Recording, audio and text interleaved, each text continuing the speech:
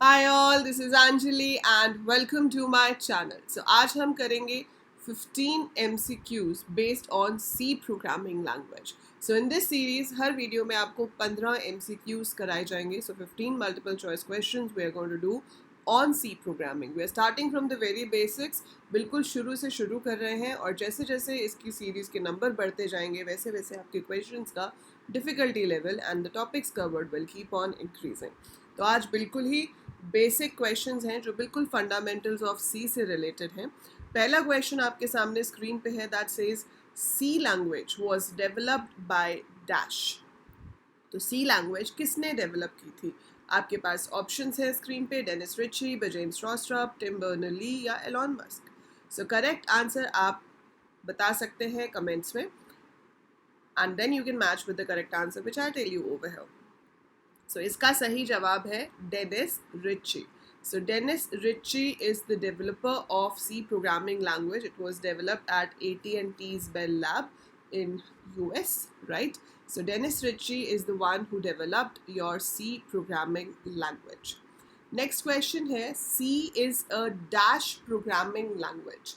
Options हैं आपके सामने procedural, object oriented, structural या फिर machine dependent.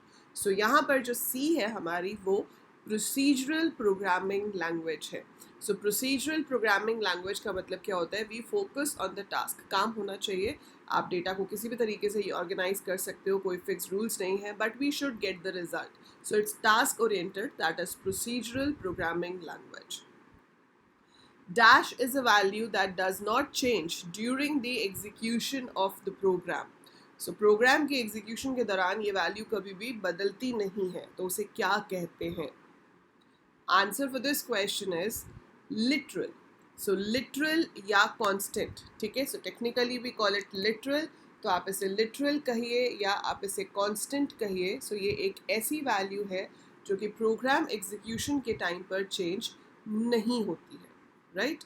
Then we have an identifier can include spaces and special symbols. अब आइडेंटिफायर क्या होता है? जो हम किसी वेरिएबल को एक नाम देते हैं.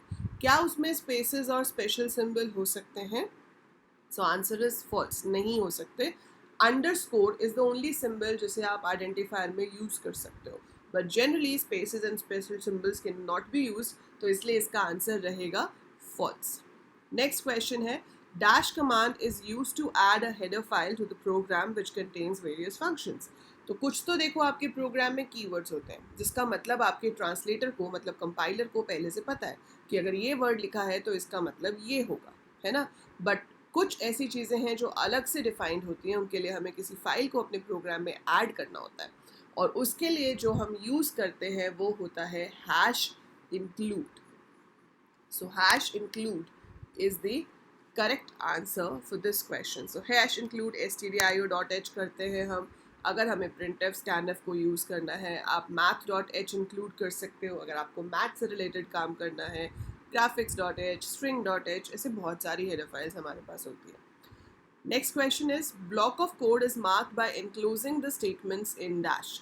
अगर आपको एक ब्लॉक ऑफ कोड मार्क करना है सी लैंग्वेज में तो वो हमेशा कर्ली ब्रैकेट्स में लिखा जाता है. जैसे कि अभी आपने मेन फंक्शन बनाया तो मेन के अंदर कौन कौन सी स्टेटमेंट्स हैं उसके लिए हम ओपनिंग कर्ली ब्रैकेट शुरू करते हैं, क्लोजिंग बंद करते हैं. तो जो भी स्टेटमेंट्स उसके बीच में होती हैं those are considered to be part of function main. Next is dash operators will generate a true or false result always. कौन से ऑपरेटर्स हैं जिनका आंसर हमेशा या तो ट्रू होता है या फॉल्स होता है? अर्थमेटिक तो देखो प्लस माइनस करते हैं तो आंसर एक नंबर ही आएगा. Relational is greater than, less than, greater than, equal to. तो इनका आंसर जो है वो हमेशा या तो ट्रू होता है या फिर फॉल्स होता है. असाइनमेंट स्टोर करता है और bit wise works on the binary value, तो वो आंसर नहीं है. Relational operators is the correct answer over here. अब आपको इसको इवैल्यूएट करना है. सो ये क्वेश्चन बेसिकली ये देखने के लिए है कि आपको प्रेसिडेंस रूल्स क्लियर है या नहीं. तो इसमें प्लस भी हो रहा है, मल्टीप्लाई भी हो रहा है, तो हमें ये देखना है कि पहले क्या होगा. सो पहले वो करेगा multiply. So 8 into 3 will be 24 और फिर वो 1 में ऐड होगा तो आपके पास आंसर आएगा 25. क्योंकि मल्टीप्लाई की प्रेसिडेंस प्लस से ज़्यादा होती है, इसलिए मल्टीप्लिकेशन पहले होगा, एडिशन उसके बाद होगा. The order in which operators of same precedence level are evaluated from left to right is called dash. So अगर आपके पास एक एक्सप्रेशन है उसमें सेम लेवल के ऑपरेटर्स हैं, जैसे कि मल्टीप्लाई डिवाइड ही है, तो अब पहले क्या होगा, पहले मल्टीप्लाई होगा या पहले डिवाइड होगा, वो डिपेंड करेगा कि जो लेफ्ट से लेके राइट तक जाते हुए पहले आ जाए। अब जो पहले आ जाए उसको हम एग्जीक्यूट करेंगे, बट इसको टेक्निकली क्या कहते हैं, इसको टेक्निकली कहते हैं associativity. So it's called associativity. Okay, next is you have to evaluate this. तो इसमें सबसे पहले आपके पास आ गया है 8%3, दैट इज बेसिकली मॉड। सो 8 को अगर हम 3 से डिवाइड करते हैं, सो 3 2 ज़ा 6 और रिमाइंडर भी क्या बच गया 2। सो 8 मॉड 3 मतलब it will give you the reminder. Modulus operator है, आपको रिमाइंडर देगा, तो 2 आ गया मेरे पास रिमाइंडर, प्लस अभी नहीं होगा। 7 इंटू 2 14 पहले होगा, फिर ऐड होगा। So answer will be 16। तो 16 आपका यहाँ पर आंसर आ जाएगा। ठीक है, so that's how we go for it. Next question. Which of these operators will be executed first if used in same expression? अगर एक ही एक्सप्रेशन के अंदर ये ऑपरेटर्स यूज हो रहे हैं तो इसमें से सबसे पहले कौन सा एग्जीक्यूट होगा? तो सबसे पहले होते हैं arithmetic operators.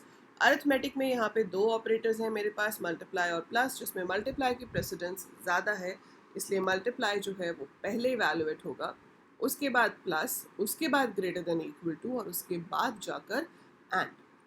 Which of these operators will be executed last if used in the same expression?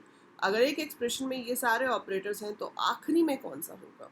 आखिरी में होता है असाइनमेंट ऑपरेटर। जब सब कुछ कैलकुलेट हो जाता है, सब कुछ चेक हो जाता है, तो जो भी रिजल्ट है उसको हम लेफ्ट साइड वेरिएबल में असाइन करते हैं। So that's the last operator to be evaluated always.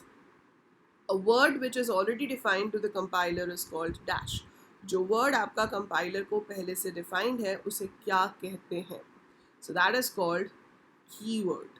So a word already defined to the compiler is called keyword. Which of these symbols is used to terminate a statement in the code? अगर आप एक code लिख रहे हो सी में और आपको एक स्टेटमेंट को टर्मिनेट करना है तो आप लास्ट में कौन सा सिंबल यूज करते हो? सो हम लगाते हैं semicolon. So semicolon is used to mark the end of the statement. Execution of program starts from function dash. So execution of program starts from function dash. So execution of the program starts from function main. Main से ही आपके programme की execution शुरू होती है। अगर हमारे पास main नहीं है तो प्रोग्राम एग्जीक्यूट नहीं हो पाएगा। So these were the 15 questions for today. अगर आप ये questions को क्विज फॉर्मेट में करके देखना चाहते हो जहाँ पर आपको प्रॉपर मार्क्स मिलेंगे, लीडर बोर्ड आएगा कि आप बाकी स्टूडेंट्स के कंपैरिजन में आप कैसा परफॉर्म कर रहे हो, so that is available on the app. उसके लिए आपको AL कोडर्स ऐप डाउनलोड करनी है। AL कोडर्स ऐप में फ्री स्टडी मटेरियल से आप इस PDF को भी डाउनलोड कर पाओगे। So the PDF will be available in the free study material section. But अगर आप C प्रोग्रामिंग का लाइव कोर्स ज्वाइन करना चाहते हो, so you can join it on the app, that is AL Coders. Link is in the description, so you can download it from there. Normal practice of MCQs will be continuing over here on the channel, so channel को subscribe ज़रूर कर लीजिए and share it with all your classmates and everyone who's interested in learning coding. That's it for this video. Take care. I'll see you soon.